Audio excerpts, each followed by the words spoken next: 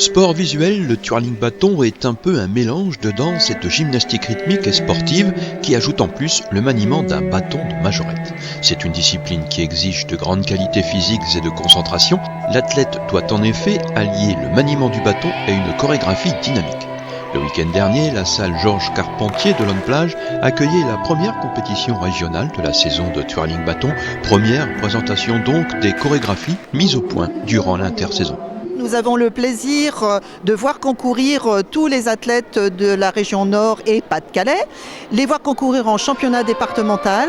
Nous avons des catégories débutantes qui sont National 3 chez nous et puis des athlètes plus aguerris, donc National 2 et ensuite National 1 qui est l'aboutissement donc au niveau technique et artistique. Créé en 1978 outre-Atlantique, le twirling bâton est un sport reconnu officiellement depuis 1985. Notre région est plutôt bien représentée au niveau national et la France occupe le haut du tableau dans la compétition mondiale.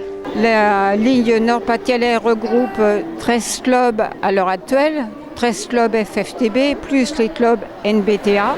Les Français étant plutôt bien placés au niveau international, en concurrence directe avec les Japonais souvent et puis les Italiens. Mais cette première rencontre de la saison à Lonne-Plage était importante. Si les rêves de carrières internationales virevoltaient peut-être dans toutes les têtes, les intentions étaient d'abord d'être là pour prendre un peu la température de cette saison qui s'ouvre et déjà marquer des points. Tous les clubs concourent sans qu'il y ait de sélection au niveau du championnat départemental. La sélection arrivera d'ici quelques semaines au prochain championnat. Aujourd'hui, concours 184 solistes, 58 duos et 17 équipes. Ce qui fait quand même une bonne compétition. C'est un beau volume de compétition. Un beau volume de compétition. On pourrait croire à première vue que cette discipline artistico-sportive est réservée aux seules filles, mais ce serait se tromper largement car même si la grâce se conjugue très souvent au féminin, les garçons ont aussi leur mot à dire, ou plutôt leur talent à exprimer.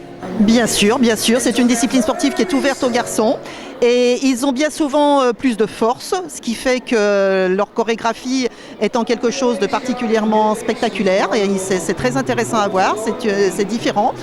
Pour eux, ce n'est pas toujours facile à assumer d'évoluer dans un monde féminin, mais ils le font très bien et on les accueille avec grand plaisir.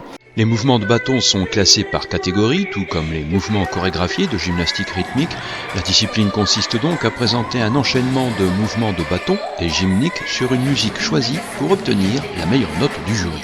D'abord, il y a une note technique qui va vraiment reprendre la réalisation de tous les mouvements avec le bâton, comment c'est réalisé, si c'est bien réalisé, si c'est chuté ou si c'est mal réalisé. Et à côté de ça, ensuite, on va donner une note artistique en fonction du détachement que l'athlète peut avoir avec son bâton, du rapport à la musique, avec le juste au corps, est-ce que la fille est dans le thème, tout ça, ça va noter, du coup, ça va donner deux notes pour le classement final.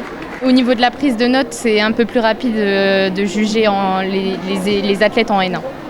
Ouais. Ils ont une rapidité de mouvement qui est beaucoup plus rapide et donc nous, il faut qu'on prenne tout en note pour pouvoir ensuite vraiment évaluer la prestation.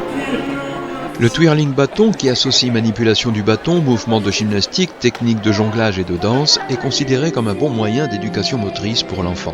Lors de ce week-end, les poussines ont aussi eu leur place dans la compétition. Je pense beaucoup à elles parce qu'on va les voir évoluer pour la première fois cette année.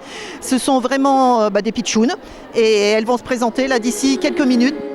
À l'issue de ce premier week-end de championnat, ce sont les clubs de Tourcoing et d'Halluin qui se sont distingués le plus en remportant chacun un grand nombre de podiums en National 1 et National 2. Par ailleurs, un bon équilibre s'est installé entre les clubs débutants et ceux qui ont un peu plus d'expérience. Cela augure donc une belle saison 2020 pour le twirling bâton français.